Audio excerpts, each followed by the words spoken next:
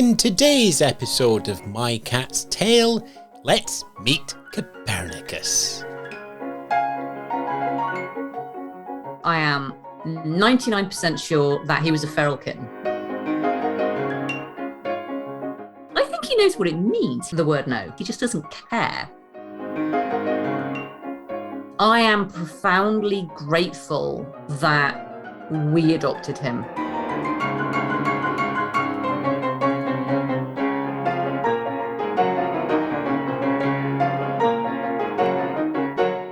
Joining me now on My Cat's Tale, Suw, Charman-Anderson, and flag up now, we've known each other quite a while. We have. Quite a long while. In that sort of, probably from pre-Facebook, pre-social media, pre-podcasting, ridiculous amounts of time. Something like that, yes. But anyway, we're not here to talk about our long and illustrious misses in social media, of which I have many. Oh, okay. We're not. We're not. It's called My Cat's Tale. The clue is in the title. And you've got quite a history and you've got quite a menagerie down there, Sue. Well, we currently have two cats. We have Professor Grabbity Tiny Cat, who is a professor of Newtonian physics. We did used to have her brother, the late Sir Isaac Mewton, who did obviously discover gravity. And we have a newcomer to the household. I mean, say newcomer, but he's been with us about 3.5 years. And that's Copurrnicus, who discovered the feline-centric model of the solar system. And it's Copurrnicus that really I want to talk about with you, because he has this fascinating tale of transatlantic travel and trying to fit in, and he has a great life, but it's been a bit of a roller coaster. It has been the most ridiculous roller coaster for almost all of the last 3.5 years since we got him. There were several things about him that we did not know when we adopted him, that I wish I had known. I wouldn't have changed my choice to adopt him. I'm glad that we did, but he has been a challenging little kitty for reasons that really only became clear kind of quite a while after we got him. And I think it's in part down to how America deals with the adoption process.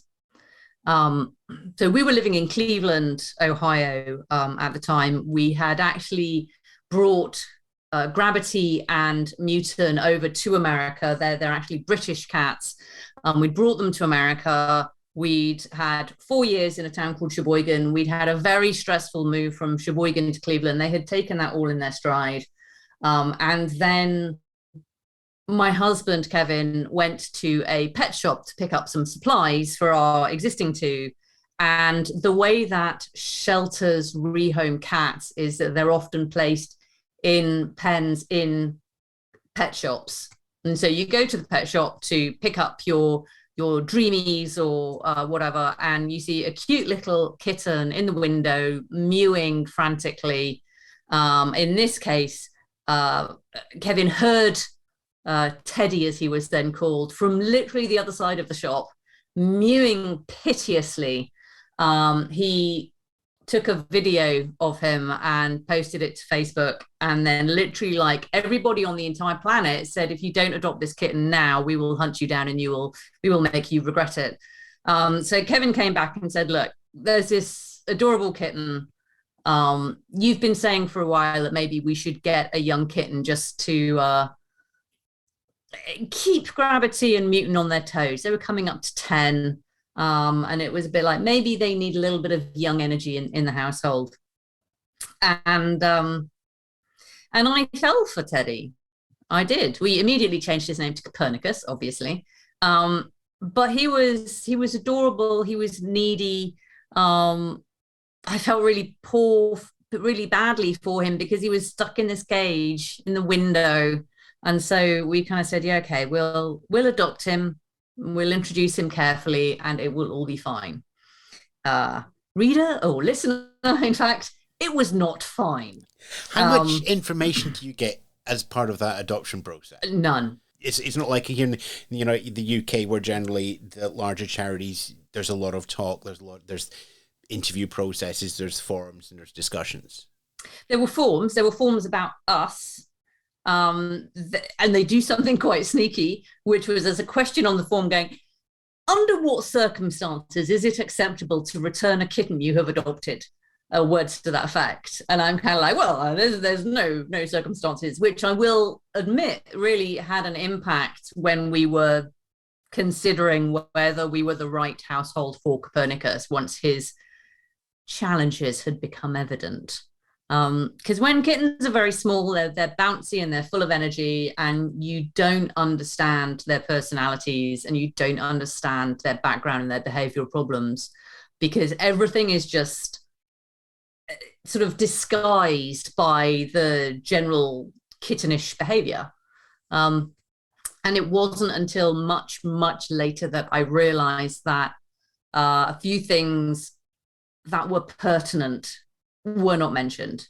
The first one is, I am 99% sure that he was a feral kitten. He, not just a stray, but he was full on feral. And the thing that makes me think that is that meowing is a communication form that cats have evolved for them to deal with humans. They don't meow to one another. They use body language and they use other vocalizations, but they don't meow. Meowing is something cats do to humans. And he didn't meow. And he still doesn't meow.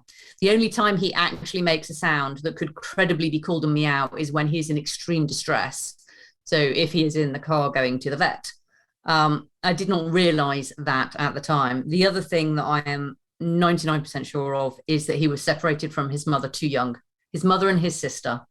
And when that happens, when a kitten is separated from their family and their mother particularly too young, they don't develop cat social skills. So they don't understand how to interact with other cats. And this can cause some fairly significant behavioral problems down the line, as we found out. I was about to ask that, because you already had the two cats in the household. You already had Grabbity and Mewton. And so here was the thing with Copurrnicus. And again, it's one of these things where I just didn't know at the time that this was such a big issue. His primary mode of understanding the world and everything and everyone in it is to bite it. It didn't really matter that Mewton was like 4 times his size. Grabbity was 3 times his size. I mean, Grabbity and Mewton, I think the father was probably a Maine Coon. They're big cats. Mewton was 6.5 kilos. Gravity's like 5.5 kilos. Something like that. They were big cats. And, this little kitten comes in and he is like a fraction of their size. And he would just bite them. And it wasn't malicious. It wasn't, I mean, okay, sometimes it was malicious. Most of the time, he was just like, he just didn't understand that biting's a no-no. You don't do that. And so that did cause some conflict between him and the other two. Grabbity initially was very much kind of like, what the hell is this small, fast moving, sharp thing that I keep encountering? And when is it going to go away? And she sort of like mostly ignored him. He really bonded with Mewton. And they would be so cute together sometimes. They'd sit on the windowsill and watch what was going on outside. And, they'd kind of play and they'd run around together. But then Copurrnicus would always take it a little bit too far and then would bite Mewton, and then Mewton would give him a slap, or more often than not, run off. And we did the whole thing that you're supposed to do. We did very slow introduction, feeding them together, playing with them together, all of that kind of let them smell each other, swapping scent, so using a damp rag to stroke one and then use that to stroke the other, so you're transferring the scent. We did all of that textbook introduction. And it seemed to be going okay. And then, so we adopted Copernicus in the January. And in the March, I came back to the UK for 3 weeks. And when I got back, relations had deteriorated quite badly. In what way? Primarily, relations with Grabbity had deteriorated in that she started to employ what we came to call Thor's paw, which is he would kind of dance up to her wanting to play, and she would smack him down. And it really was this kind of like, it was like something out of a cartoon. She'd like smack him over the top of the head, and he'd be like, brrr, and then he'd run off. Mewton had become quite poorly while I was away. We didn't actually understand at that point that he had heart disease. And so he was quite ill, and he just didn't really want so much to do with Copernicus at that point.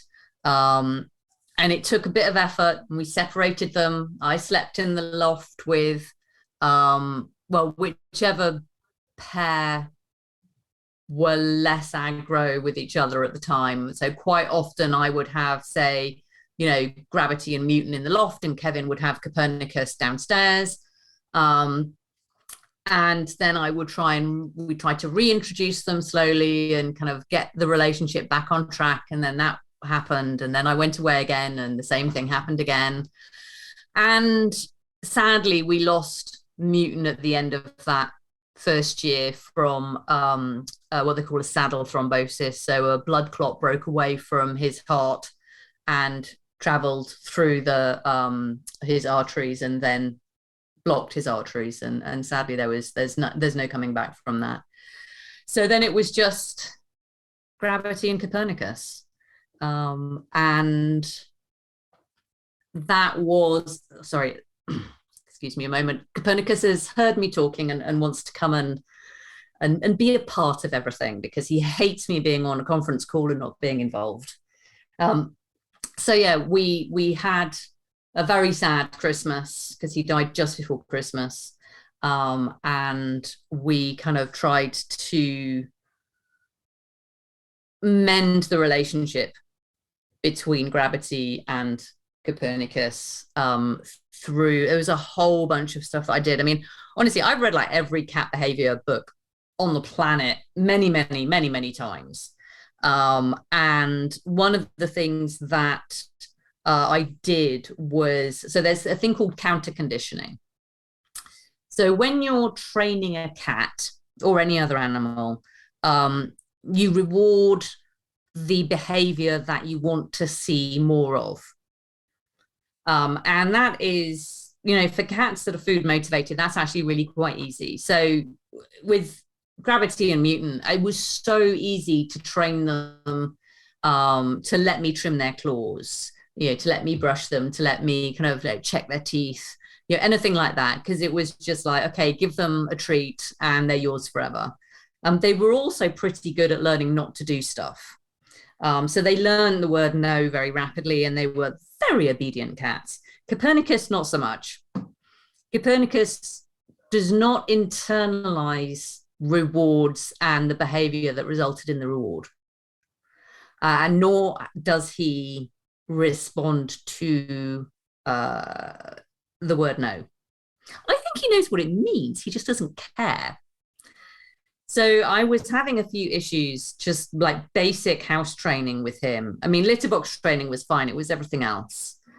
Literally, like, not allowed on the kitchen counters. Oh, okay, you're on the kitchen counters. You're not allowed on the dining table. Oh, all right, you're on the dining table. And that also meant that it was very hard to encourage him to not hassle Grabbity. So I did kind of this counter conditioning, which is where you reward calmness and you reward calm behavior to one another. So quite often what this involved was putting one of them in a pen and then giving them both treats and giving the one outside the pen treats so that they could interact with one another without being able to touch one another. And we did quite a lot of that. it was quite hard because Copernicus was not very happy about being in the pen at all, ever, even on the best of days. And so there was quite a bit of protests about that.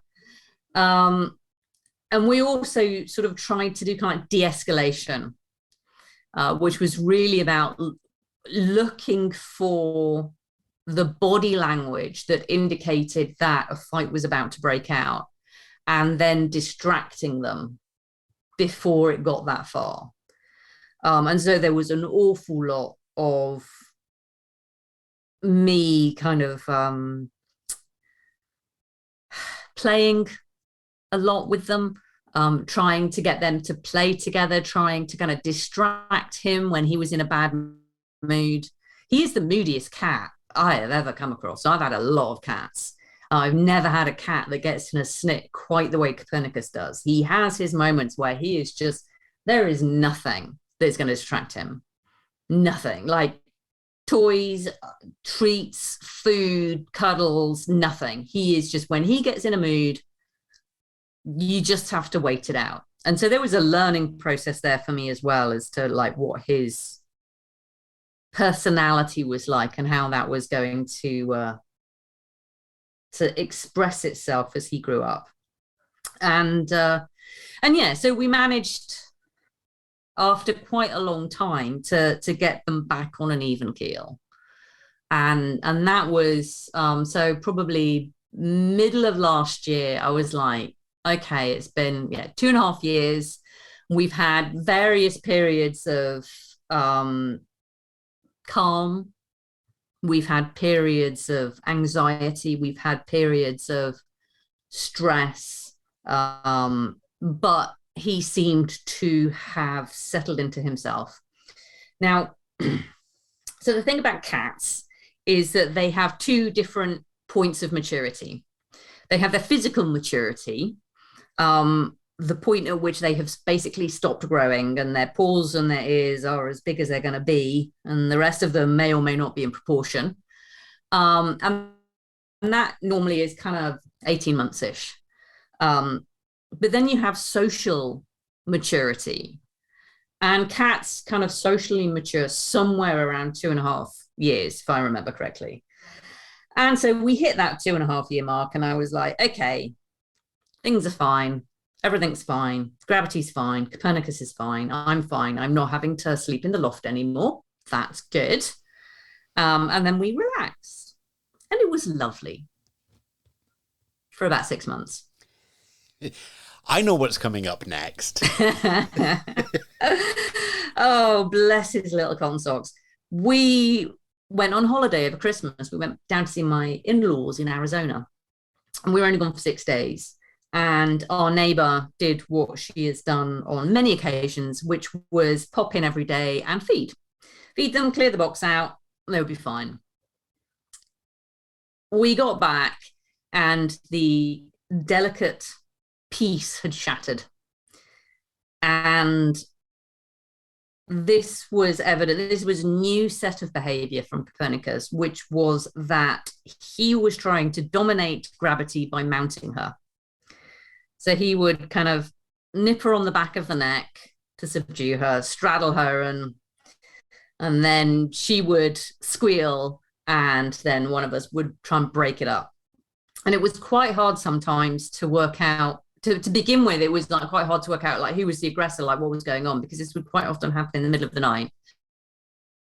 So all you'd hear would be a squeal, and it was not recognizable as to who was squealing.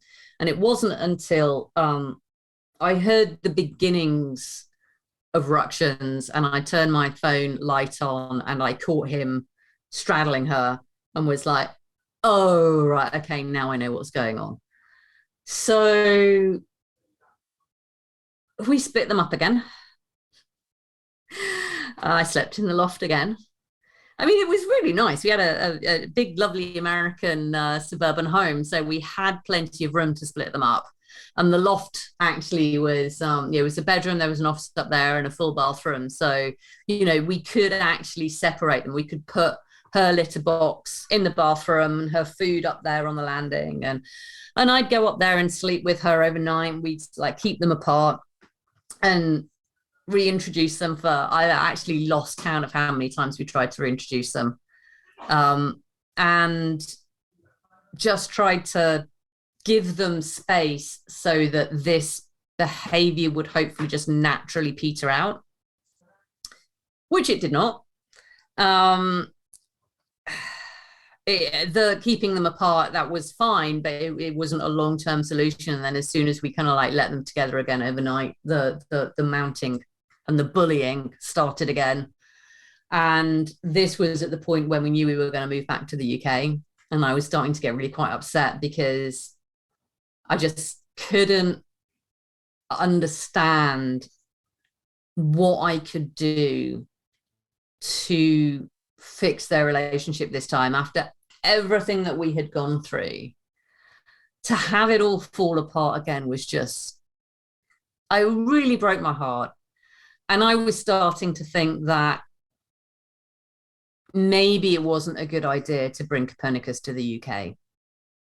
Maybe this was the bridge too far. Maybe this was just a relationship that wasn't fixable. And I actually did make the decision, and I told some friends that we were going to rehome Copernicus because clearly it's not fair on Grabbity. It's not fair to have another cat trying to be dominant in the household who is going to bully her and mount her and upset her. And we had to take them to the vet because they needed to have a microchip and a rabies jab. They'd already had their rabies jab, but DEFRA needs them to have the rabies jab after they're microchipped rather than before. So we went through all that. And I did kind of say to the vet, look, we're having this behavioral problem with Copernicus and I have tried everything. I am properly at my wit's end. I do not know what to do. And he suggested gabapentin. So we got some gabapentin and we tried him on gabapentin, and it was, not gonna lie, hilarious. It did, like, the full dose did kind of turn him into a little bit of a sort of sleepy, drooly boy. And that seemed to work for a few days. And then I realized that he actually metabolizes gabapentin in about a full dose in about 7 hours. So that didn't work because so the first night I gave it to him at like 5 p.m. because I wanted to observe and make sure that he was actually okay and that there were no bad side effects. And he'd metabolized the whole lot by 3 a.m. And at 3 a.m., he's kind of like, well, I've been sitting here doing nothing for 7 hours straight. So I'm going to like totally get on everybody's pace now. So the next night I gave it to him a little bit before bed, and he just sort of came round, if you like, at that sort of 5, 6 a.m., which was like, okay, this is a little bit early. And then the next night on the gabapentin, I hear the signature squealing. I thought, okay, that's not great. So then we tried Grabbity on the gabapentin because I thought, well, if she's asleep all night, she won't be up and about for him to molest. So that kind of worked for a bit until it didn't. Then we tried them both on the gabapentin. That just basically, I mean, it just so messed up their sleep cycles. I mean, it's a great drug for short-term anxiety, but for a long-term solution, it wasn't working, and it wasn't breaking the behavior pattern. Back to the vet. The vet said, okay, well, let's try him on Prozac. So we brought home a load of Prozac. We had to get the Prozac, actually. So the vet had the gabapentin on hand. The Prozac we had to get from the local pharmacy. So you're kind of going in there and saying, hello, yes, I'd like to pick up some drugs for Copernicus. Yes, date of birth? Oh, yes, that's right. November 2019, I think it was. 2018, actually. And you can just kind of like see people going, Copernicus, you're giving like a 3-year-old Prozac? So that was actually quite hilarious. I keep getting texts from them going, Copernicus, it's time for you to renew your Prozac. And it's like, yeah, no, it's not. So we tried him on Prozac, and that did seem to help a bit. But at about the same time, I saw exactly what was going on. And the issue was that this was referred aggression. So there was a cat, there was a couple of cats actually that used to come around our garden, and we had a glass door to the there's a little deck area, and he was basically seeing this strange cat in his garden. And one day I literally saw it, like, he sees the cat out the door, he turns around immediately, walks over to Grabbity and slaps her. I thought, that's what's going on. This is preferred aggression. So we gave him the Prozac, and at the same time, and I'm not claiming causality here, because then this cat obviously had an influence on his state of mind and behavior. At around that time, the mounting just stopped. The bullying just stopped. It just was like gone. It was like a different cat. It was like somehow someone had come in and extracted that personality and put in a nice new one. And he has been a different cat ever since. And I do not know how much of it was the drugs. I do not know how much of it was a change in behavior from the outdoors cat. I don't know if maybe it was somehow they had a fight through the glass door and somehow Copurrnicus won, and that changed how he viewed the outdoors cat. I don't know any of what exactly went on. All I know is that he suddenly, overnight, just stopped bothering Grabbity. And is off the medication now? Is off the medication completely, yeah. How did that feel after what this would be 2.5, 3 years of trying to understand? I mean, there must be that, oh, great, there's calmness, but there must also be that feeling of, how long are we going to have this balance? Yeah, I mean, there's for the first few months. So this happened in March, I want to say, and for the first sort of like few weeks, I'm just like, oh, this is a fragile piece, and you're constantly waiting for the squeal. You're constantly waiting for some sign that things are broken down again. Another thing that I learned was that there were actually 2 sets of squealing going on.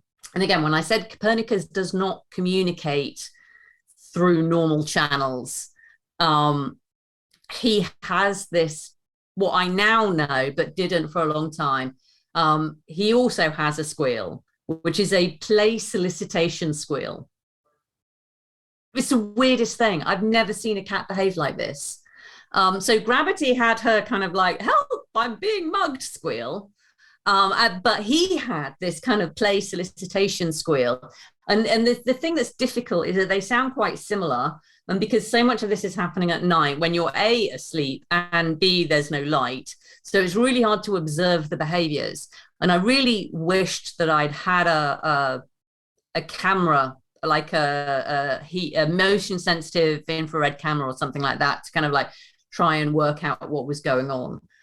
Because once you start to realize, okay, so this squeal is actually Copurrnicus asking to play, and this squeal is Grabbity telling him to get off, then now that I can tell the difference between that, I could kind of have a clearer idea of exactly what was going on when I couldn't see what was going on.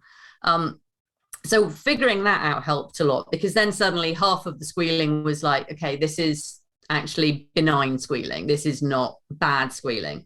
And so then once we went through this inflection point where he suddenly just stopped beating her up, there was that period of like, what's going on?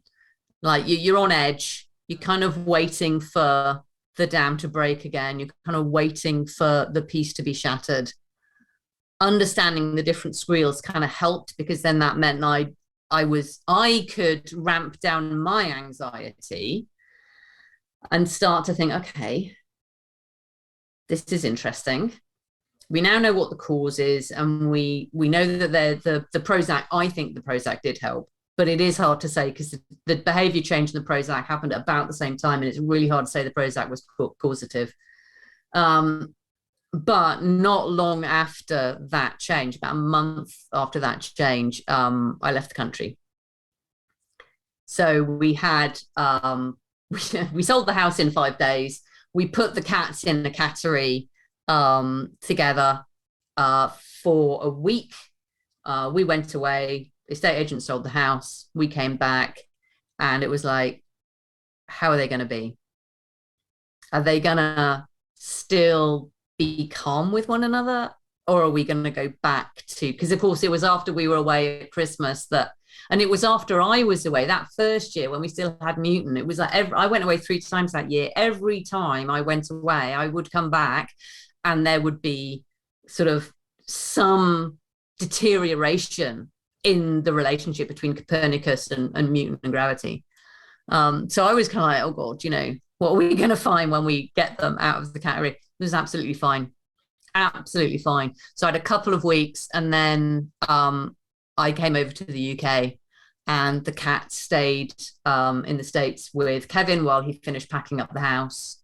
And then they flew over on it was like the 24th of May, I think it was.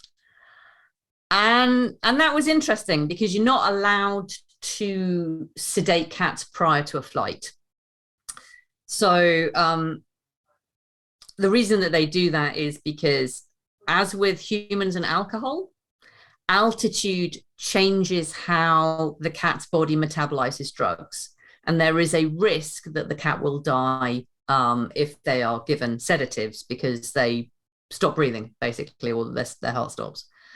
So Kevin had a 6-hour drive from Cleveland to Washington, D.C., to Dulles.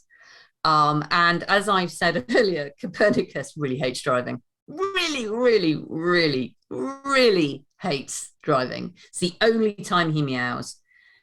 And for 5 of these 6 hours, at least, Copernicus was just meow, meow, meow, meow, meow. So he was like a real backseat driver. He was not impressed at all with being in the crate. And they're big crates that you have to fly them in. I mean, they're much bigger than just a normal carrier. Is it a shared crate? No, one each. Not allowed to share them anymore. On the way over, Mewton and Grabbity shared a crate, but on the way back, I know they had a crate each. I mean, it's like crate for a medium-sized dog, massive. So he had plenty of room and plenty of opportunity to express his dissatisfaction with his chauffeur. And then so that was 6 hours, got to the airport, another 6 hours, 6.5 hours before they're loaded onto the plane. And then it's a 6-7 hour flight into London. Then it's another 6 hours or so before I could pick them up. So I didn't pick them up until lunchtime the next day from Heathrow, and got them into the car in their crates. And it's only like a 40-minute drive, if that, from the pet reception centre to where we live in Reading. And Copernicus was like, yeah, yeah. Oh, I can't be bothered. And there was blessed silence for 35 of those 40 minutes. And it was genuinely like he'd just gone, I have meowed myself silly for the last 24 hours and it's not making any difference at all. And I just can't be bothered anymore. And they settled in astonishingly quickly. I could not believe it. We opened up the crates and I was like, okay, I'm just going to keep them in as a little sort of, almost like a conservatory tacked on the back of the house, very small, but I thought perfect place. They've got their box, they've got their food. We'll shut them in there for a bit. And they were both like, yeah, no, let us out. I thought, okay, I'll let you into the sort of lounge dining room, shut that off from the rest of the house. And they're like, no, we're interested in everything. We want to see everything. And within a couple of hours, they were walking around the house like they owned it. And, they say that shared trauma brings people together. Well, I think shared trauma brings cats together as well, because since they got here, they spend so much time together now. They sleep on the bed together. We've got an antique little settee. They sleep on that, actually touching, like willingly, voluntarily touching. I came downstairs the other day and they were laid out and the tops of their heads were touching. They were both asleep. And I was just, this is the cutest thing I have ever seen. And it's always Copurrnicus. He seeks Grabbity out. I think he sees her now as a figure of safety.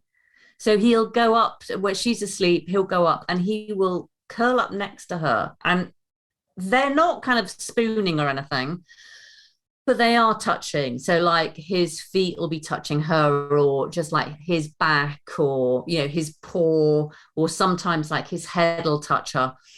And that never happened before. Never.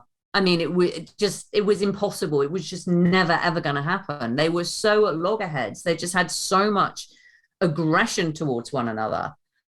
And honestly, it's like he's a different cat. He really is. He has become cuddly. He likes being brushed, which he always hated. He now comes and asks for cuddles and brushes. It's amazing. I mean, it really is. And I, for the life of me, do not know exactly what has been going on in his head. I do not know how this transformation has occurred, but I am profoundly grateful that we adopted him, that he didn't go to a family with children, because he would have bitten a child. I mean, you know, he still nibbles on me. He likes to have a little bit of a nibble now and again, but, you know, we have rules about it, and he knows that, you know, sort of fight hour is has its limitations, and that if he bites too hard, then he doesn't get to play. So, you know, we have built a structure around when he can and can't bite me. Biting's too strong of a word. He's not really biting. He's just communicating orally. But he's such a different cat. And I used to feel a little bit bad, because I remember after we picked him up, and the next day we went back to pick up some supplies for him, some more cat food. And I saw a couple with a young family. Son must have been about 6, maybe 7. And I saw them, like, they walked up to the pet shop and they saw the empty cage and they all just deflated. And I thought, oh, you wanted Teddy. And I felt a little bit bad. So we've already got 2 cats, and you know, we've taken this cat that this other family wanted. And now I'm actually really quite glad, because I think it would be very, very hard for a family with small children to deal with a cat so bitey and, to be fair, a bit scratchy. And I think it was hard to work with him over this last kind of 3 years and deal with all of his behavioral problems. And, you know, I've had cats my whole life, and I've had lots and lots of cats. I've had cats with some really significant issues. I had a cat that had some serious trust and behavioral issues, and I've always managed to bring them around. I've always managed to look after them. I've had some cats with some really significant health issues as well, and so I feel like I'm quite used to difficult cats. And Copurrnicus was the most challenging cat I have ever met. And I love him so much, and so does my husband. It has been a roller coaster, but he has just developed into a happy, secure, cuddly, playful, just adorable cat. He really is. He is everything you would want a cat to be now. And honestly, I slightly tear up thinking about how he has transformed. Because if you'd asked me this, even in March this year, I would not have given any assurances that he would still be with us now. And I would never have guessed that he would be this happy, and that Grabbity would be happy and be happy with him. It's been amazing. It is a story for the ages.